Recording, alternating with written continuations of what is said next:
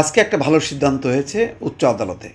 সেখানে দুদকের সেই শরীফুদ্দীনকে চাকরিতে পুনর্বহাল করা হয়েছে। দর্শক, ৩ বছর আগে নিশ্চয়ই মনে আছে যে দুদকের অত্যন্ত সৎ কর্মকর্তা শরীফুদ্দীন, তিনি চাকরি করতেন হচ্ছে চট্টগ্রামে। তাকে চাকরিচ্যুত করা হয়েছে এবং এমন ফালতু কারণে যেটা অকল্পনীয়। তিনি তখনকার ক্ষমতাসীন কিছু ব্যক্তির দুর্নীতির বিষয়ে মামলা চালাচ্ছিলেন বা অনুসন্ধান করছিলেন। সেই পর্যায়ে হঠাৎ করেই শরীফের কোনো একটা তুচ্ছ ত্রুটিকে কেন্দ্র করে তাকে চাকরিচ্যুত করা হলো। তিনি আবার সেই ন্যায় বিচার পেলেন। আমি মনে করি যে সৎ মানুষদেরকে উৎসাহিত করা দরকার এবং এটা ১ বছর বিলম্ব হলো, এটাই অনেক বেশি মানে অন্যায় করা হয়েছে আমি মনে করি। আরও আগে শরীফের ব্যাপারটা বিবেচনা করা উচিত ছিল। যাই হোক, বিলম্ব হলেও শরীফকে পুনর্বহাল এবং এই সময়ের মধ্যে তার সেই ৩ বছরের সমস্ত দেনা পাওনা সবগুলো মিটাই দেওয়ার জন্য উচ্চ আদালত হাইকোর্ট নির্দেশ দিয়েছে।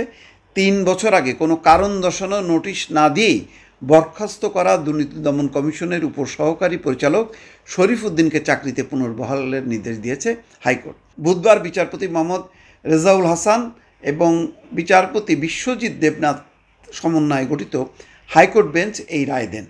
রায় পাওয়ার ৩০ দিনের মধ্যে জ্যেষ্ঠতা, সব বেনিফিট সহ চাকরিতে পুনর্বহালের নির্দেশ দেওয়া হয়েছে। এছাড়া শরীফুদ্দীনের চাকরিচ্যুতির আদেশকে প্রথম থেকে বাতিল ঘোষণা করেছেন বলে জানিয়েছেন আইনজীবী সালাউদ্দিন আহমেদ। অন্যদিকে রায়ের তাৎক্ষণিক প্রতিক্রিয়ায় শরীফুদ্দীন বলেছেন তিনি আদালতের কাছ থেকে ন্যায় বিচার পেয়েছেন। প্রসঙ্গত ২০২৩ সালের ১৬ই ফেব্রুয়ারি দুর্নীতি দমন কমিশনের উপসহকারী পরিচালক মোহাম্মদ শরীফুদ্দীনকে দুদক চেয়ারম্যান মঈনুদ্দিন আবদুল্লাহ সই করা এক প্রজ্ঞাপনে অপসারণ করা, এটা খুবই দুঃখজনক।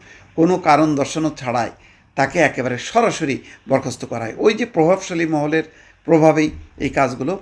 দুর্নীতি দমন কমিশনের বিধিমালাতেই আছে যে তাকে অপসারণ করতে গেলে তাকে মানে মানে শোকজ করতে হবে।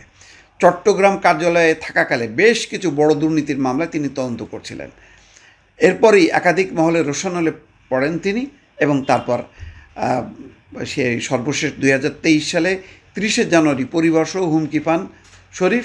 তারপর তিনি থানায় জিডি করেন, ওটাকে ধরেই এবং জিডি করছেন কে, ওই যে তিতাস গ্যাস ডিস্ট্রিবিউশন কোম্পানি লিমিটেডের, অর্থাৎ ওই যে অবৈধ গ্যাস সংযোগের ব্যাপারগুলো, বেশ দুর্নীতির বিষয়গুলো তিনি সামনে আনছিলেন বা তদন্ত করছিলেন। অথচ ওই দুর্নীতিবাজ চক্রের জিডির সূত্র ধরে শরীফুদ্দীনকে চাকরি থেকে বরখাস্ত করা এবং চাকরিচ্যুত করা হয়। হাইকোর্ট আজকে সেই ন্যায় বিচারটা প্রতিষ্ঠা করলো। আমার মনে হয় যে শরীফুদ্দীন যদি তার সেই আগের ধারাবাহিকতার বজায় রাখে, তাহলে দুর্নীতির বিরুদ্ধে যে অভিযান সরকারের যেই কমিটমেন্ট, সেটা বাস্তবায়িত হবে এবং আগামী দিনে রাজনৈতিক সরকারের জন্য সহায়ক হবে। অন্তত যেখানে সরকারি কর্মকর্তাদের উপর ভরসা করা যায় না, অধিকাংশের বিরুদ্ধেই দুর্নীতির অভিযোগ, সেখানে শরীফুদ্দীনের মতন সৎ লোকরা বা সৎ কর্মকর্তারা যদি থাকে চাকরিতে, তাহলে এটা যে কোনো সরকারের জন্য এটা আশীর্বাদ। দর্শক, ভালো থাকবেন। আল্লাহ হাফেজ।